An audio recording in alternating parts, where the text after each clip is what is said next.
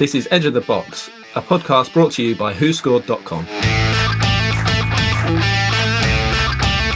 Hello, welcome back to the Edge of the Box podcast, a podcast by WhoScored.com in association with BetVictor. I'm your host, Dan Bardell, joined by Jonathan Wilson and Josh Wright from Who Scored to chat through the Premier League fixtures this weekend. And I warn you before we start, that's some uninspiring fixtures. We're going to give it a go and we're going to try and make it interesting for you anyway. Both well? Very well, thank you. How are you? Good. I love it when you ask me, Jonathan. I'm good, thanks. It's a bit early for me.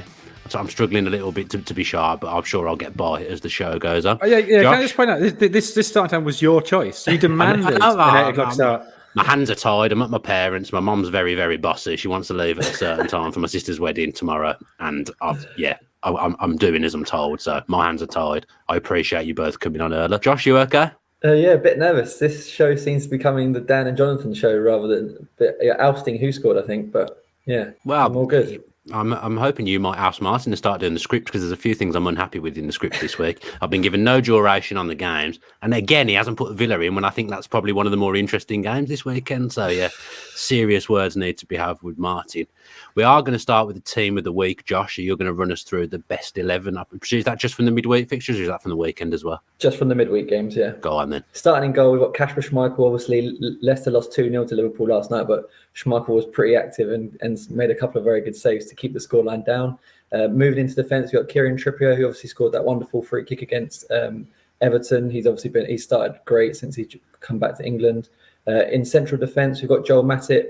Matip and Van Dijk really kept Leicester quiet last night, and it could have been a toss-up between either of them, but Matip got an assist at the end for Potter's second. We've got Gabriel as well. He obviously scored the winner for Arsenal, which was a massive goal in the race for the top four.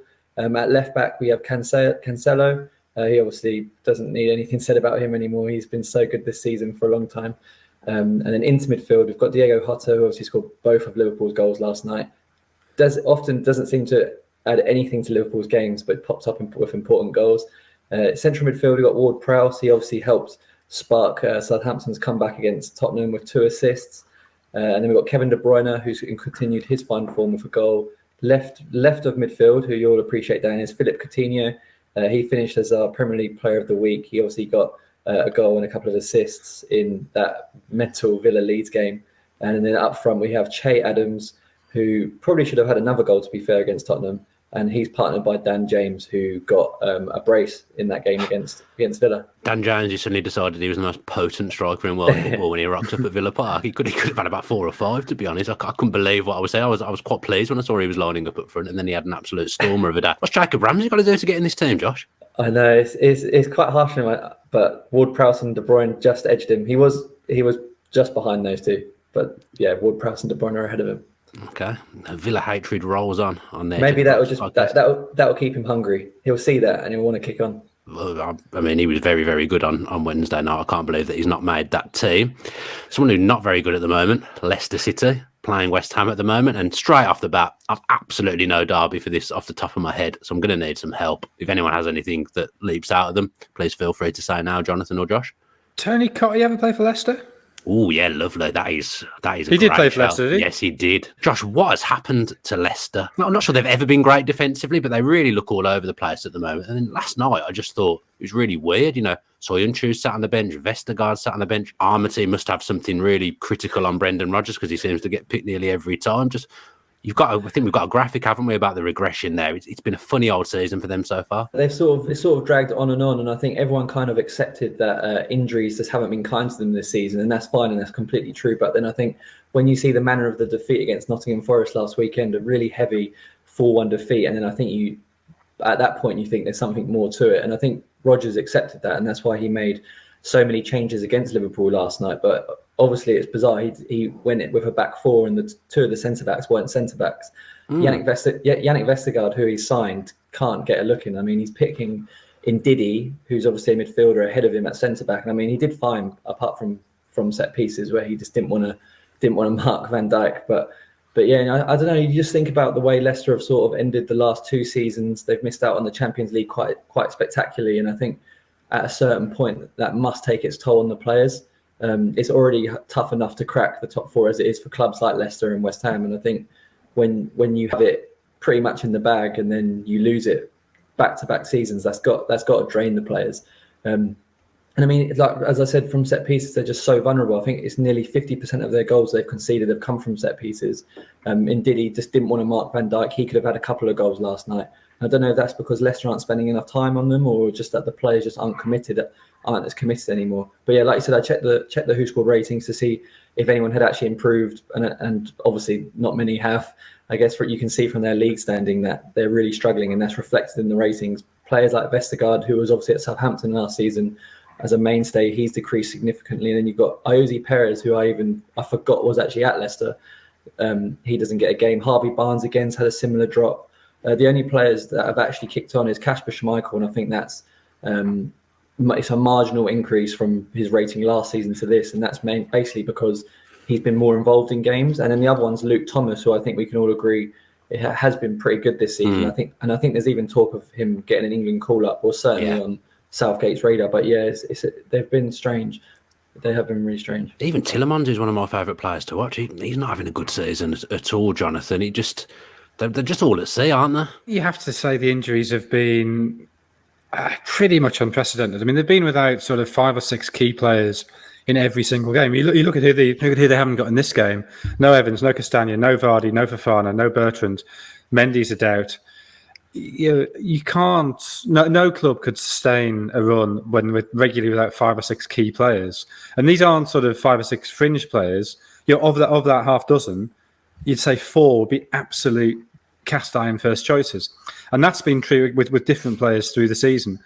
So that I think has a dual effect. So one, they're just not there, but then also they start losing games. That affects confidence. They start, and when teams get on a losing run, they start trying to second guess themselves. They start trying to change things that don't need changing. I think we mentioned before that Brendan Rodgers in the third season, things often do begin to go wrong, and I think it's easy to say that's down to his occasional David Brent mannerisms and expressions that eventually they sort of grate on players, and maybe that's happening again. I just think it's really hard to judge them this season. But the one thing you keep coming back to is that inability to defend set plays, and again, it's not just that every time they concede a corner you think, "Oh, trouble here." It's that then puts pressure on other bits of the game because they're thinking, we can't concede a corner. And so then they make the wrong decision in other parts of the field. And so the whole thing begins to fall apart. And you see when teams get on this downward spiral. I guess the question they've got to ask themselves, if they are thinking about Rodgers' future, is who can you bring in who you could be pretty certain will be an upgrade? And look, if they could get, say, Pochettino or somebody, then yes, absolutely do that. But my temptation would be to wait till the end of the season, wait to see what happens over summer, wait and see what happens when they get players back. Because I also think, and this is a more general thing, it's not just about Leicester, and I can see why you do it if relegation's an issue, which I just don't think it is for Leicester. But a manager can be brilliant for 3 years and he has a bad 2 months and he's sacked. The first mistake, and that's it, you're gone. And 30, 40 years ago, managers were given time to sort of learn from mistakes and rebuild. And that never seems to happen anymore. And as I say, I do understand that when, if you're panicking that you're sliding towards relegation and you think, we just got to do anything to arrest this because we can't afford not to be in the Premier League. But I think with Leicester, that's not the case. I think they are in a position where they do have a luxury of being able to say, well, all right, if we finish 14th this season, it's bad, but it's not terminal. And we've got all that in the bank, all that credit that Brendan Rodgers has built up. We've got, hopefully next season, free of injuries. He deserves a chance to go again. And we've got faith in his methods. And you're going to be absolutely shocked to hear this, Jonathan, but I completely agree with you. I mean, I know Leicester won the league, but, fifth FA Cup for Brendan Rodgers. I know they're having an off-season, but really, I mean, whenever Leicester had success like that, I think it'd be incredibly harsh to sack him. Well, the thing that reminds me a bit of is that one terrible season Everton had under David Moyes. Everton showed faith in Moyes, and they bounced back to be upper mid-table, which realistically is, if if you look at the Premier League at the minute and you sort of you forget about form, you forget about injuries, and you just say on budget and on squad, where would you expect Leicester to finish? You'd probably be saying about 7th. Yeah. And if they finish above that, as they have done the previous 2 seasons, well, that's great, and they're in the Europa League. If they finish below that, well, that's less great. But those 2 fifth-place finishes were Leicester punching above their weight. There does need to be, I don't know how many Leicester fans watch this podcast, but I do feel like there does need to be a little bit of a sense of realism. They have had unprecedented injuries. If Fofana and Evans are fit all season, I think they're much higher up the league as well. So, yeah, I'd stick with him. He's linked with all the top jobs as well, isn't he? And that's completely gone away now. So it's been a bit of a fall from grace for Brendan Rodgers, but he's a great manager. But that's a bit of a strange thing as well, because Brendan Rodgers as a manager isn't different now to how he was a year ago. No. So if a year ago he really was the Man City, which is what we kept hearing, but he was the Man City lined up to be Guardiola's long-term replacement. That shouldn't change just because he's had loads of injuries at Leicester. That would be a ludicrous way of looking at it. Yeah. And I do wonder, if you're going to appoint Brendan Rodgers, do you have to say to yourself, well, this is a 2-year project, and after 2 years, then we'll assess whether things might be beginning to have that downturn, because we have seen that pattern. But there's not many managers who can give you 2 good years. That in itself makes him a good manager.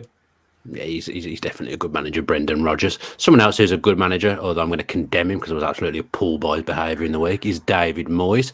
Josh, did they miss a trick in January? I think they had 3 club record bids rejected. I don't know who the players were, but I think they went for 3 strikers. Didn't get one. But did they miss a trick in January, or is it sensible just not to buy for the sake of it? Yeah, just at the moment, it seems like none of the big boys really want 4th place. I know Arsenal won last night, but they've had twice as many red cards as they scored goals in 2022. So I'm still not quite convinced that they're going to get 4th, especially with how few players they seem to have now. But in the end, history would suggest that one of United, Tottenham, or Arsenal will probably sneak 4th.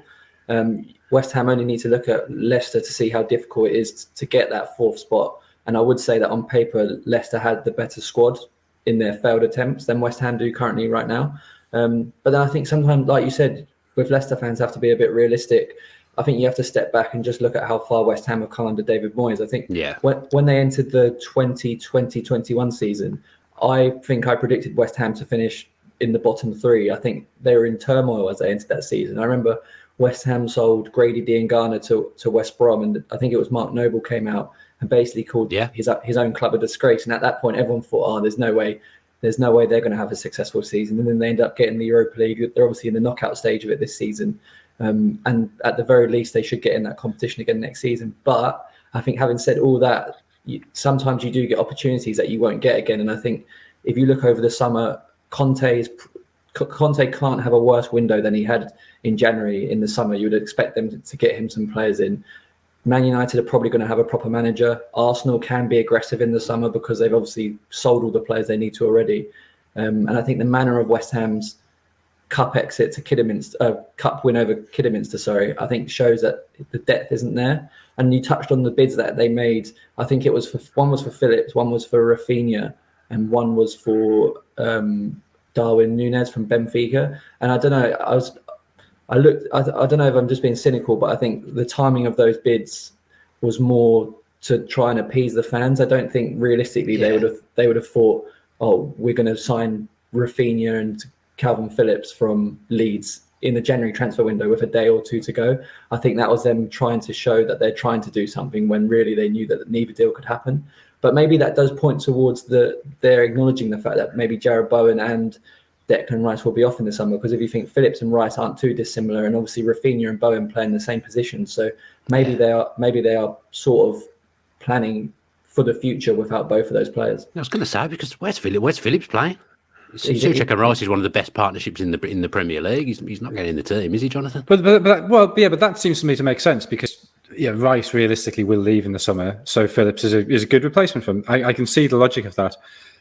I don't see the logic of thinking, we're losing Jared Bowen, we'll get in Rafinha, because Rafinha is a better player than Jared Bowen. Surely the clubs who signed Jared Bowen would prefer to sign Rafinha. If West Ham could pull that off, and sell Bowen and get and they're both really good players. I'm not sort of knocking Jared Bowen, but I think Rafinha is the better player.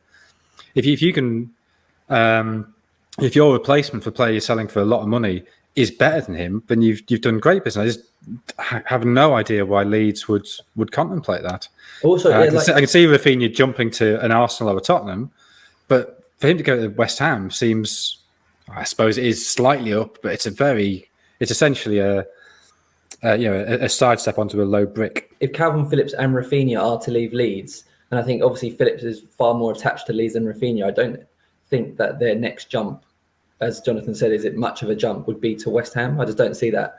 I think it would have to be a really big club for them to want to leave Leeds. And well, if Bielsa leaving might change that, but yeah. Yeah. Which I think is pretty likely, actually. Yeah, it will be. But I've sat with 2 Leeds fans in corporate hospitality on Wednesday, and they were pretty certain that Bielsa will leave in the summer. We'll say as well, I know Steven Gerrard's very, very keen on Calvin Phillips, so I think Villa might be back in for him. They went for him a few years ago. I think Villa might try and make a move for him in the summer. Jonathan probably thinks that's a sideways move, or is that's a massive step up, isn't it, Jonathan? Huge step up for the lad. I mean, I just don't know why he wouldn't be going to, say, Manchester United. Because they're not sensible enough to buy him, probably. Well, perhaps, yeah. The only reason. Yeah. Right. To be fair, I said about the boring fixtures. Actually enjoyed delving into Leicester and West Ham there. Not 2 teams that we've delved into massively on this podcast, so that was good. We've got score predictions for this one. Josh, I'll come to you first for who scored prediction. We've gone for West Ham to win 2-1. 2-1 to West Ham. Jonathan? 1-1. 1-1. I've gone for 3-1 to West Ham. And a good away day for the Hammers. Just before we get stuck into Tottenham v Wolves, let's catch up with Sam Boswell from Bet Victor and look at the markets this weekend. Sam, welcome as ever to the show. A few drab fixtures this weekend. I'm not really sure what we're going to cover, so let's look at the games individually. One of the TV games is Manchester United v Southampton. How's the market shaping up for that one? Yeah, it's one of those, isn't it, Dan, where you go through the list and you sort of think, I'm not sure what I'm desperate to tell the missus I must sit down and watch. But I think the United-Southampton game could really be of interest. Obviously, Southampton put up that epic effort against Spurs midweek. United have their own issues, don't they? 11-20, United at home to get the win. 3-1 the draw, which looks tempting to me.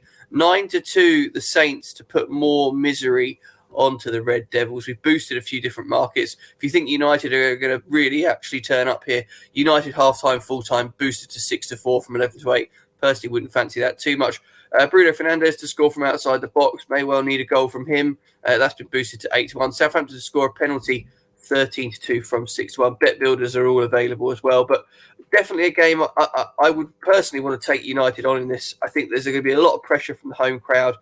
And I've just got an interesting feeling that potentially I think the misery may continue for Manchester United. Tottenham v Wolves. I mean, if we're talking about Tottenham Wolves in this segment, you know it's a bad weekend. Anything going on there? Yeah, I mean, Spurs will probably end up being the leg of a few Ackers, which I would never want to do. They knocked me out last man standing actually this week in the first round. Me so too. That's exactly that's right. So as well. 8-13 to get the home win, which does look an iffy price. 13-5 the draw. Wolves, who have been pretty industrial this season in the way they play, but efficient, 19-4.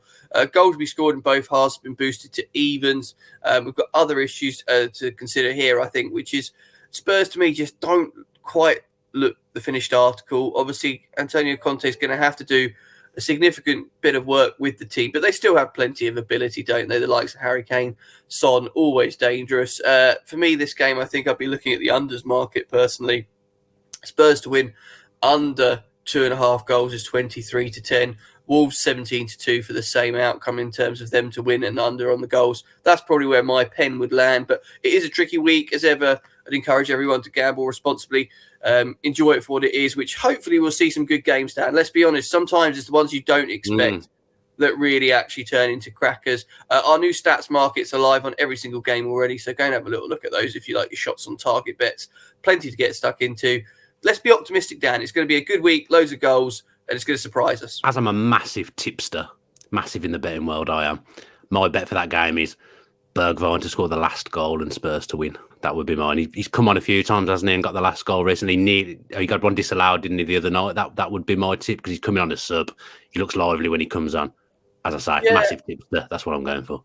I think I'd play it a bit safer and maybe look at him as an anytime goal scorer where he's 16-5. But I understand the angle. It's quite good thinking, the whole coming off the bench, impact substitute, that sort of thing. For me, I think this is a really difficult one to call. If you want to go last goal scorer, just having a flick through the prices now, you can get 8-1 with us as it stands, and then you can double that obviously on the bet builder with Spurs to win at a price. And yeah, fair enough.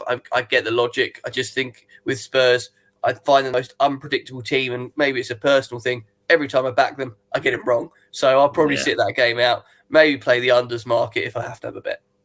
Well, thank you ever so much for joining us as ever, Sam. And if Bet Victor need a columnist on the website, tipster, hit me up. Next up then, Tottenham v Wolves. Again, early in the morning. I'm struggling for a derby. All I've got is Matt Doherty, and I don't want to do that because he's still playing there. Jonathan, we need a Tony Cottee-esque shout from Robbie you. Keane, Dean Richards. Oh, my God.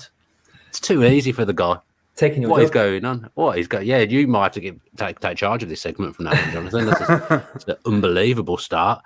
Tottenham v Wolves then. Tottenham, the accumulator killers on Wednesday night.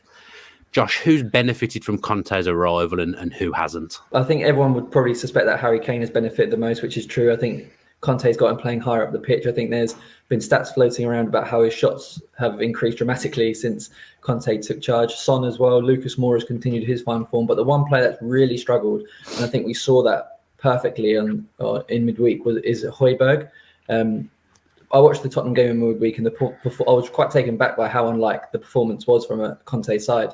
And I think it was Harry Winks who said afterwards that Southampton just suffocated them, and Hojbjerg struggled with that the most. He's not brilliant when he's pressured, and I think it's quite pertinent that he was the top-rated Tottenham player under Nuno, and now he's one of the lowest-rated players under Conte. Because I think if you think of Nuno's style, how much they sat back, quite slow, ponderous, I think that suited him, whereas Conte obviously wants it to be far more progressive. And he actually subbed Hojbjerg off on the hour mark, which is the earliest he's ever been subbed off in a Tottenham game. And also, I think it's the earliest he's been subbed off in a game since his Southampton days in 2016. And on those two occasions, he was only subbed off because Southampton needed a goal. And obviously, Hojbjerg's not going to give you that. And so it was Rodrigo Bentancur who replaced him, obviously their new signing. And I think it was within 5 seconds of him being off the pitch, he did this lovely little turn that sort of resisted Southampton's attempts to press him, and then he played this like beautiful diagonal pass out to the wing to start a Tottenham attack. And I think in those 5 seconds, it just showed everything that Conte's probably wanted from Hojbjerg but hasn't got. So yeah, Hojbjerg has been one of the players to regress the most. Well, only 3 players have actually suffered a decrease in rating from Nuno's time to Conte's time, and that's Dele Alli, Tanguy Ndombele, and Hojbjerg. And obviously, Conte got rid of the other 2 in January, so it's not. I can see him being dropped this weekend for Bentancur. Is Emerson Royale's rating just stayed exactly the same? He's absolute pony. Yeah, he's rubbish. I don't know. Yeah. I felt like I got a serious problem with him, but he's absolutely awful every time I watch Spurs. No, I saw. I was at the game when they beat Watford 1-0 with that very late goal. Was it a Son free kick which Sanchez just got a touch on? Yeah, I watched that game. And that was that game was driven to 0-0, and then there was a medical emergency in the crowd, which the game was stopped for a few minutes, and so Tottenham reset for the last 5, and they were notably better once the game restarted. But Emerson Royale in that game, like every time a ball went to him, just as a journalist sitting there, I sort of felt my heart sink because I knew there was going to be a miss-hit cross. And it's it's the end of this attack. It basically means in the next 45 seconds of football, nothing that I can write about is going to happen because it's just going to be Emerson Royale wasting possession and Watford taking ages to get it back into play. As a football fan, it sinks your heart as well because you sit there thinking, I could have done this. I could have made it. Even though I'm rubbish myself, there was a chance because Emerson Royale is a professional footballer playing for Tottenham Hotspur. That's really harsh, whether we did that or not. But honestly, I've got a real problem with him. I just think he's really appalling. Defensively, Jonathan, Tottenham, bit of a mess, which is a surprise. I mean, I know Conte's not an absolute miracle worker, but 5 clean sheets in 19 under Conte. Should we expect a little bit more? Look, they're clearly better under Conte than they were before. The fact that still, I fancy them to nick 4th just because they've got the games in hand, and you sort of think they will settle down eventually. I think it just sort of shows what a mess they were in. That Conte, I think you've seen in previous jobs, he is somebody you can have an immediate impact just because of his energy, and maybe the impact of that has begun to wear off slightly. But they hadn't settled on a system. And I think the defensive issues, Hojbjerg is part of that problem, that the back of midfield has become an issue for them. Skip and Dyer are out for this game, so those are players either in the back three or the centre of the back four, or sitting just in front. So you would think Bentancur would probably help resolve that. So I just sort of feel that and then the other issue there is Tottenham, and this is, I've heard from coaching staff there, Tottenham were pretty much the fittest team in the league under Pochettino. And then just because of the way Mourinho played, the fact they sat much deeper, and you saw that at Manchester United as well, their number of sprints per game dropped radically. And their fitness levels dropped accordingly, just because they were focusing on different bits of the game. And Nuno, similar, likes to sit deep, so you don't need that intensity of the press. And then Conte comes in, who's all about that intensity. It's not really a surprise if fitness is an issue, and that will be the case until the summer when they have a proper pre-season with him. So, is he a miracle worker? No. Is it understandable why things have started to drift? I think completely it is. What about Wolves then, Josh? When you were confidently touting that they've got top four chance before we came on the show, before Jonathan joined us. I guess is top four their ceiling? Where should they be looking to finish? Well, before last night, I think top four wasn't completely out of the question. I think even if they win if they win their 2 games in hand on West Ham, who are fourth, then they would have the same amount of points. But realistically, I think they could still be looking at European football this season. I think they haven't defensively, they're the soundest of all of the teams, you'd say, in that mix. I think they haven't conceded more than once in a game since the start of November, and only Man City have conceded fewer goals than them in the whole season. But their biggest downfall, though, and I think is really a testament to their success this season, is that their attack. Hwang Hee-chan obviously is back now, but he'd been out for 2 months, and he's their joint top goal scorer with 4 goals. Trincao has no goals from 21 shots. Daniel Podence, no goals from 17 shots. And then after you go from Hwang Hee-chan to Raul Jimenez, the next top goal scorer is Conor Cody, and he obviously historically never scored. And Adama Traore had his big critics. Obviously, his end product wasn't there, but I think in losing him, they've lost that chaos that he brought. Him just dribbling would naturally bring opposition defenders to him and open up space for others, and they obviously haven't got that. But it's just their attack, I think, will stop them from really maybe hitting the heights they can. But I don't think that the Europa League, for example, I don't think that's out of the question. I find them a miserable side to watch, but I shudder and think about the game at Villa Park when Villa were 2-0 with 15 minutes left. And how did we concede 3 goals to Wolves? You talk about Wolves, they can't score. They scored 3 in 15 minutes at Villa Park. Really so frustrating. Jonathan, I suppose at the start of the season we were saying they're playing really well, but they just can't score. Now they're kind of gone a little bit more defensive. They still don't really score loads, except against Villa. I sort of, they're one of those teams who, if I'm in the right mood, I quite like watching them. It's just sort of neat. You must have had a dark day. Do you mean when you're in the wrong mood? No, sometimes you kind of, it's just nice to, it's like watching a fish tank or something. It's just relaxing. It's just sort of, nothing silly is going to happen. You just watch these shapes moving about, and they kind of keep in the right pattern, and you suddenly realise that 5 or 6 minutes have gone by and you haven't thought of anything. It's quite a meditative thing, I think, to watch them. I quite admire that. Having come back from a couple of nations and seen some of the most gratuitous time wasting and cheating I've ever seen, I think it's important to draw a difference between a team like Wolves, who are very solid defensively and actually play quite attractive, if slightly anodyne football, to somebody like Egypt, who just cheat, who just waste time, feign injury, take half an hour every free kick, challenge every decision. And the one is sort of, what Wolves do is totally legitimate within the law and indeed the spirit of the game, if not necessarily the most exciting thing. What Egypt do is disgraceful. So, hang on, what am I going with this? Wolves are better than Egypt. That's what I'm saying. And I don't mind them playing that. I think there's room for that in the game. If they had Jimenez in form and Hwang Hee-chan back to fitness, then you could see them winning a lot of games. Well, we did see them winning a lot of games, 1-0, 2-0. And that's great. That's how a team of Wolves of stature can compete. I think it's really impressive that their defence never wilts, knowing that they're knowing that the attack doesn't really score many goals. The fact that the defence remains so resolute, I think if you look at Manchester United miss a few good chances, and then you know that their defence is just going to crumble at that point. Whereas Wolves, they're still so sound at the back. No matter how many chances they miss or don't even get, they're so well organised. And I think it's just really impressive what they've done this season. If not, particularly great to watch. Watch out for Jonathan's Guardian column next week on why Wolves are better than Egypt. I'm looking forward to that one. The fish tank line's going in the match report on Sunday. I'm telling you. Okay. Have you got any columns out in anything today? Because I'll undoubtedly have to stop at a service station. I could pick up. I filed my column for Sunday, which it'll be out. It'll be in the paper on Sunday. It'll be on the website tomorrow, and it's about the Hungarian match fixer Deso Shalti. Because Liverpool play Inter next week. Yeah. The first, I've only met twice before in 4 games with 2 ties in the European Cup / Champions League. The first time was in the semi-final in 1965 when Liverpool won 3-1 at Anfield and lost 3-0 at San Siro.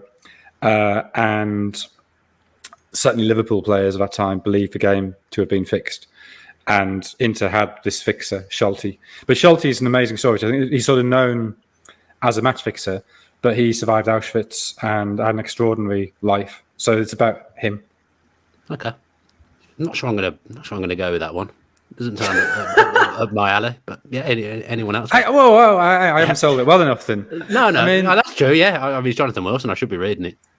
You got match fixing. My dad will read. You've got a trained magician. You've got prostitutes. You've got. You didn't say anything about the prostitutes, to be fair. I'm all in. You've got Second World War. It's an incredible. You've got people being killed in motor crashes. You've got Brian Clough. You've got Brian Glanville. What else do you want? I mean, I will say I was only half listening because whilst you were talking, I noticed that when you talk, I put a really ugly face, and it put me off. I don't want to pull that face again, and now I'm really distracted by how my face, because I haven't got my normal setup today with my light and stuff. I just thought you're really ugly when Jonathan talks. Anyway.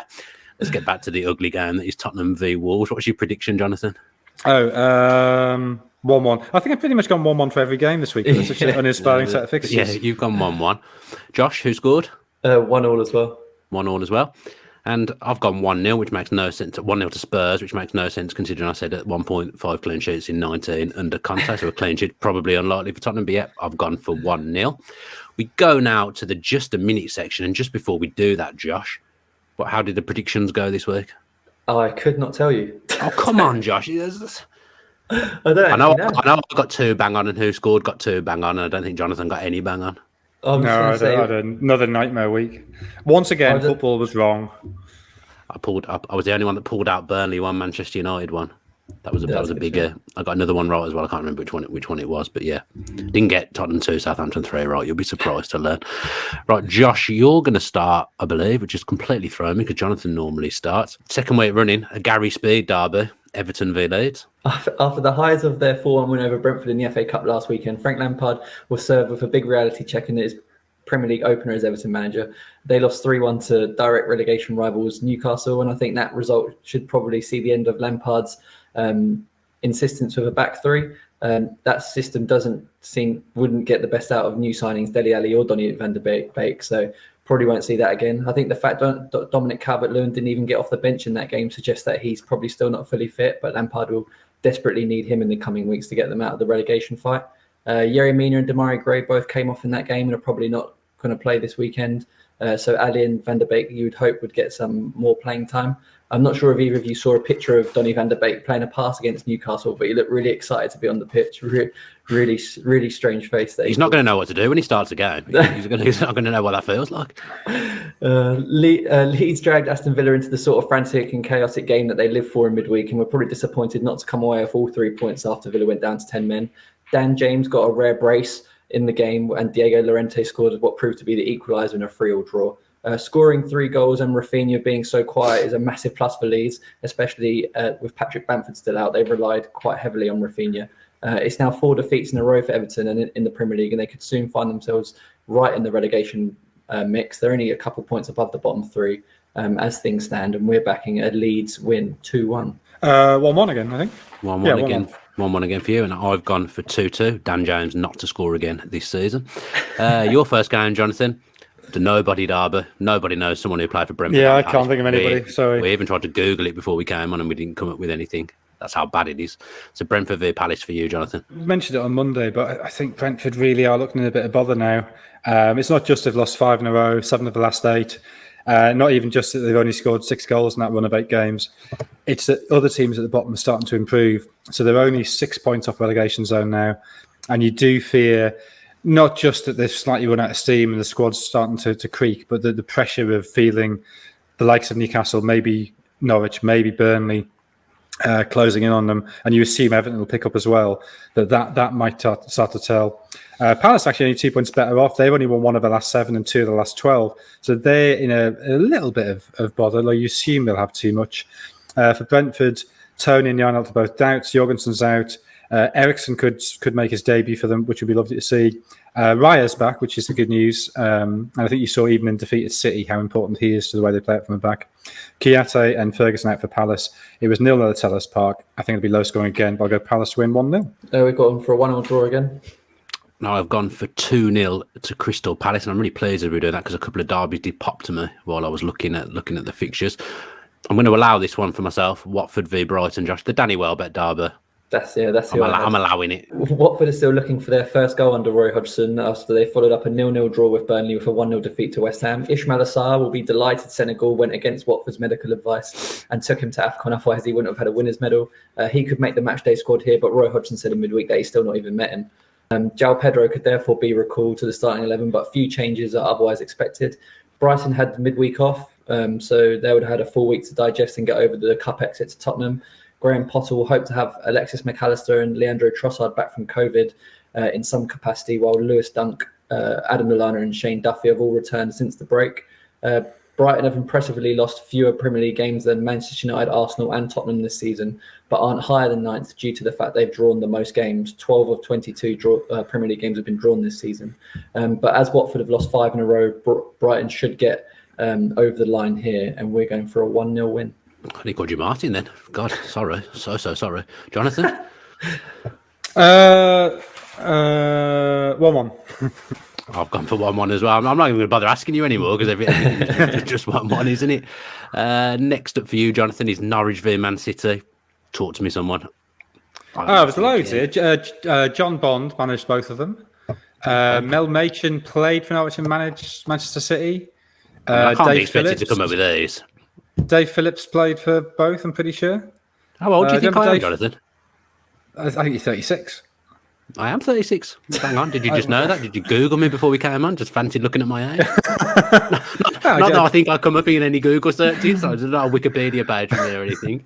You got a Wikipedia page, Jonathan? Yeah. Oh, cool. Obviously.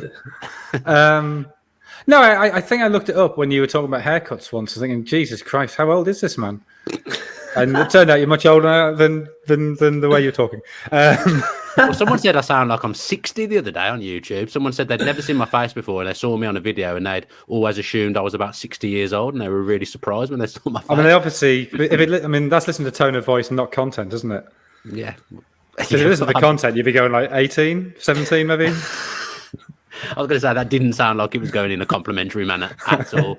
Also, dress sense probably 12. Let's do Norwich. But you just get dressed by your sponsors, don't you? You don't even get to choose anymore. That's true. Anyway, Norwich have actually, I think, really improved under Dean Smith, which I wasn't necessarily expecting. I thought maybe he'd leapt back into management a bit too quickly, and the first few games weren't that impressive, but they've won 4 of the last 6 in all competitions, drawn 1 of the other 2. Admittedly, 2 of those wins were in the FA Cup. But they are up to the third bottom in the league, and you look at the way the table is, and you think the likes of Brentford and Leeds and Palace and Everton are possibly within range for them, which, given that they had looked sort of 2 or 3 months ago like they're going to get cut adrift, is an achievement. However, Manchester City are clearly brilliant. They've won 13 of the last 14, had a little stuff against Southampton, but they still look like they're on one of those absolutely remorseless, relentless runs. Gabriel Jesus is a doubt for them. They've got Mahrez back from a Cup of Nations. He scored 3 and 2 since his return, so it obviously hasn't affected him. Kabak's a doubt. Sargent's out for Norwich. Krul is out. City won this 5-0 early in the season. I think they'll win this. 2-0. I've done the same. I've gone for 2-0 to Manchester City. Because you're always tempted to go big with City, but sometimes they do just kind of not grind it out, but they're just playing second gear and win 2-0. Josh? Yeah, we've gone for 3-0 to Manchester City. 3-0 to Manchester City. Very good. Your final game, Josh, is Burnley v Liverpool, the Danny Ings derby. After a quiet debut, Wout Weghorst showed his quality in Burnley's draw with Manchester United in midweek. He made Harry Maguire look very silly for his assist in the equaliser. There are again concerns over Maxwell Cornet, though. He limped off against United and may not be risked here with the bigger picture in mind. Eric Peters will continue at left back if Charlie Taylor doesn't recover in time. Matt Lowton might come back in at right back because Connor Roberts didn't look particularly comfortable against United. For Liverpool, Jurgen Klopp handed Luis Diaz his full Premier League debut in midweek. Mo Salah was only fit to start on the bench. Sadio Mane, if he's awake, Klopp said that he wasn't even awake for 24 hours when he got back from AFCON. He should be back this weekend. So they're full of options in attack with Roberto Firmino and Diogo Jota. A back problem kept Jordan Henderson out in midweek, and he remains a doubt, but Harvey Elliott and Thiago are now both back from injury. So Liverpool were looking pretty good. I think Klopp even said this is the best squad he's ever had. Burnley have actually drawn with Arsenal and Manchester United in the last 3 games, but you'd expect Liverpool to show why they are way better than those two. Liverpool and City don't tend to drop points against those in the bottom 3, so we're going to go for an easy 2-0 win for Liverpool. 2-1 to Liverpool. 2-1 to Liverpool. I've gone for 3-0 to Liverpool. Hopefully Sadio Mane will wake up before that game. Some sleep, 24-hour sleep. That's an absolutely incredible nap from Sadio Mane.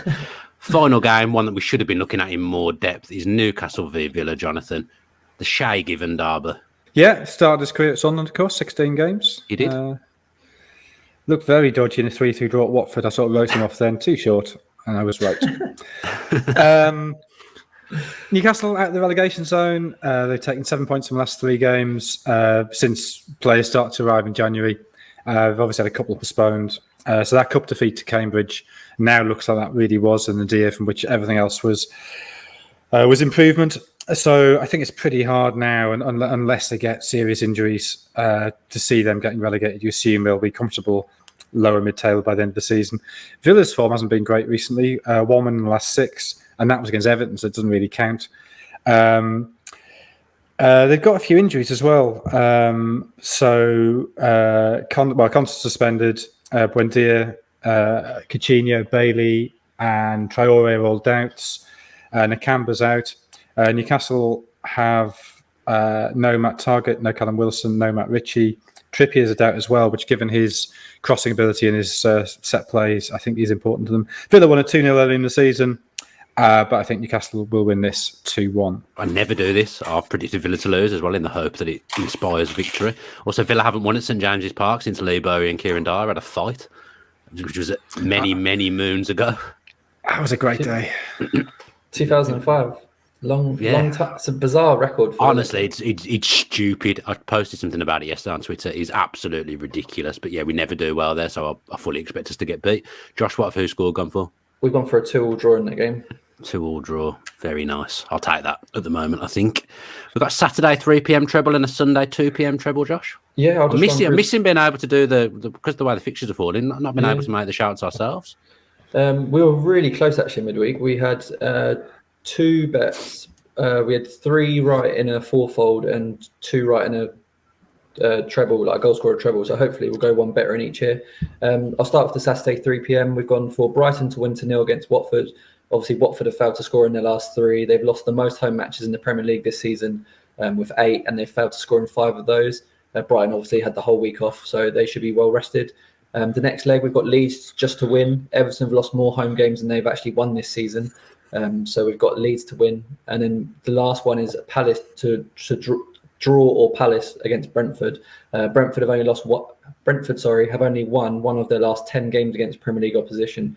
So that's Palace double chance, Leeds to win and Brighton to win 2-0, and that's been boosted to 16-1 by BetVictor. It's just worth pointing out that we'll also have bet builders for a couple of the games this weekend, but we'll have them on Twitter, so keep an eye out for them. The Sunday 2 p.m. goal scorer treble, we've gone for Harry Kane to score against Wolves. He scored in 4 of 6 starts against them in his career. Obviously, he's looked much better under Conte. And then we've got Alan, unfortunately for you, Dan, we've got St Maximin to score.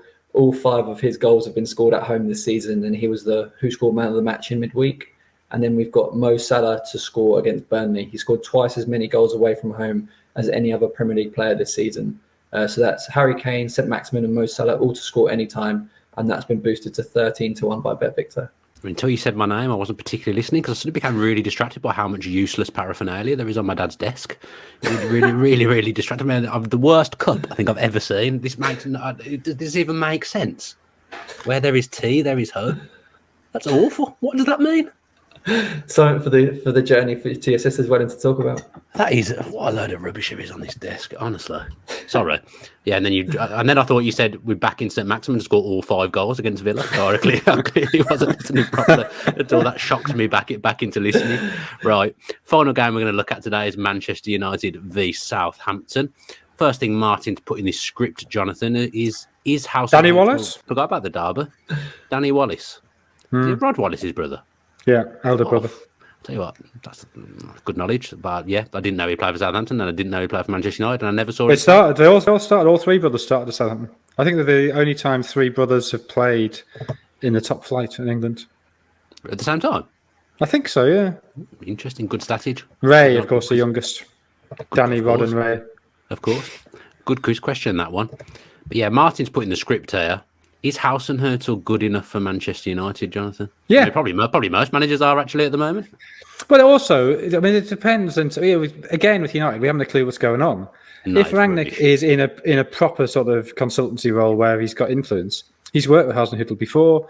Their visions of football are not dissimilar. It would make complete sense for Rangnick to have some sort of background role and Hasenhuttl to be doing the touchline stuff. I think Hasenhuttl been incredibly impressive at Southampton. There's been obviously big swings with 2 9-0 defeats aren't great, but they've always bounced back from them, and for Southampton to be consistently mid-table is good. You always worry about managers making that step up. You never quite know, but you sort of look at something like Hasenhuttl and you think, to playing football that way, the better the players you have, the better that'll be. It's not like Tony Pulis or Sam Allardyce, where you think their style of football has a natural ceiling, that once you get better players to get the very best out of them, you have to slightly adapt that. Hasenhutl's football is elite level football. So I think he'd be a very good choice. And the fact he's got Premier League experience as well. Now, it could go wrong. All managers can go wrong. And the problem you'll always have is getting buy-in from players. And that seems to be a problem Rangnick's had straight away, that his manner, perhaps the fact that he's only had 1 season of top-flight management in the last decade, the fact that he's this sort of a nerdy German guy, doesn't necessarily speak the same way that footballers speak, seem to have provoked resistance. And if you don't have buy-in to a hard pressing game, you've got big problems. He was talking about retiring the other day, wasn't he, Hasenhuttl, saying it? I'm not going to do a Roy Hodgson. I'll be retired in a couple of years.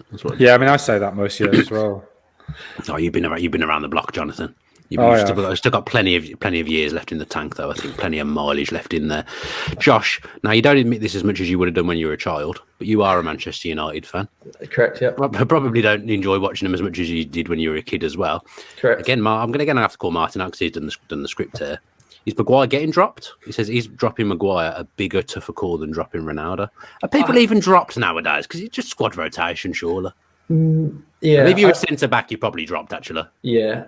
To be honest, I actually do think that dropping Maguire, just because he's captain and the repercussions of what that usually means, I think it is a bigger call than dropping Ronaldo. Because I think he has already dropped Ronaldo. He dropped him in midweek. He said it was because Cavani had a style of play that was better suited to the way that what Burnley would bring. And yeah, I do think he has showed he's prepared to make big decisions. I mean, Diego Dallo and Alex Telles seem to be his first choice pairing once at fullback, once everyone's like fit and available. And I think dropping him would be a real statement. But I'm a bit torn on Maguire because I don't think he's a Manchester United captain, but I do think he's a good defender. I just think that I don't think there's a coincidence that you see Maguire look way more assured and comfortable for England and a bit haphazard for Manchester United. I think if you look at the way England play, it's a bit risk averse. They just tend to be in control of games more. I know most of the time they're not playing opposition that are particularly challenging, but if you think about the way Manchester United play, how wild they are in transitions, that sort of leaves Maguire in moments where he shouldn't be, sort of thing. I think the great teams hide the flaws and the weaknesses of players and get get like you playing in the way that you should to your strengths. And I think if you look at the way, if you look at what happened to Trent Alexander-Arnold last season when Liverpool had their defensive crisis, I think you then saw that he was defensively exposed. And I think that's just happened really to Maguire every week, really. I think, look, you can't excuse some of Maguire's decision making, but perhaps that's because everything's so frantic, it sort of clouds his judgment. And obviously, Maguire is actually quite important to the way Manchester United build out from the back. I think if he's not driving forward with the ball, he's either sweeping a long pass out to what used to be Luke Shaw, now Telles. Because United don't really have a central midfielder that can control the games. They don't really have anyone like that. So there is a reliance on Maguire in that respect. So it is a tough call, but defensively, he has made a lot of bad decisions. I don't know what's wrong with me at this time of the morning. I'm quite cutthroat, but also Maguire, he's just not an inspiring leader for me. When he comes out and talks after the game, I sound like Roy Keane. It's just so boring what he's saying. If you're the captain in the dressing room trying to lead everyone, I just think I wouldn't be motivated by what you're saying to me at all. No, and he does seem, when he does come out, he does seem like he just says things that he thinks that fans want to hear, and most of the time it's actually not what they want to hear. But like he has been really consistent prior to the season. All of his Premier League campaigns, he's finished with a WhoScored rating above 7, which is really impressive for a centre back. But this season his rating is only 6.54, which is like way lower than anything that he's ever done before. He's committed the most errors that have led to an opposition shot of all outfielders in the Premier League this season. So yeah, he's a good defender, but I just think perhaps the way Manchester United play just doesn't help him at all. Yeah, we've got a combined 11. Jonathan, have you compiled one as well? I have. How many Southampton? 1, 2, 3, 4, 5. I mean, to be honest, I found this really, really difficult because there's a big difference between am I picking them for a game tomorrow, or am I picking them for a game in 6 months when the United players might return to form? So it's very hard to define the criteria. But yes, I've got 5 Southampton players. Josh, how many have WhoScored got? 1, 2, 3, 4. We've got 6 Southampton players. 6. I mean, as a Manchester United fan, you must be disgusted by that's what it's come to. You must be. Yeah, it's not great. But just back on the first topic of Hasenhuttl, I honestly think that he would be a great match for he wouldn't be a great match for Manchester United because the Man United players are too precious and wouldn't let him work. But he does have the credentials, I believe, for a top job. And in a disciple of Rangnick as well. Yeah, and the formation that we've gone for in the combined 11 is 4-2-2-2, which is obviously what Rangnick tried and failed with. But I think Southampton have got the players that obviously are better suited to that. We've gone for De Gea in goal. Obviously, he's obviously returned to form. He's been brilliant this season.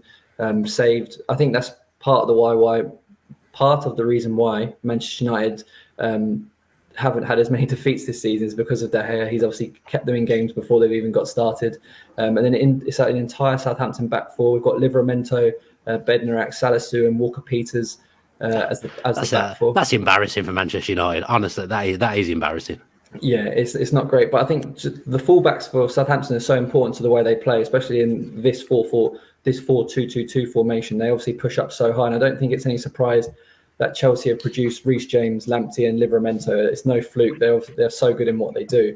So there's obviously a clear pathway in development at Chelsea there. And then the base of the midfield is James Ward-Prowse and Scott McTominay. Not too in terms of work rate, they both offer the same thing to each team, but obviously Ward-Prowse has got far more quality. And then the two behind the front two, so to speak, is Pogba and Fernandes. And then we've got Ronaldo up front and Che Adams. It was really close between Adams and Brozier, but Adams just gets it. Sub-appearances hurt Brozier's rating. Not a million miles off. So mine's a 43-1. De Gea in goal, Livramento, Bednarek, Salisu. I've gone Luke Shaw at left back, but that's the Luke Shaw of the summer, not the Luke Shaw of the autumn and winter. Mm-hmm. I've gone Ward-Prowse and Oriol Romeu at the back of midfield. But I'm not gonna fight you for McTominay if you really want McTominay in there.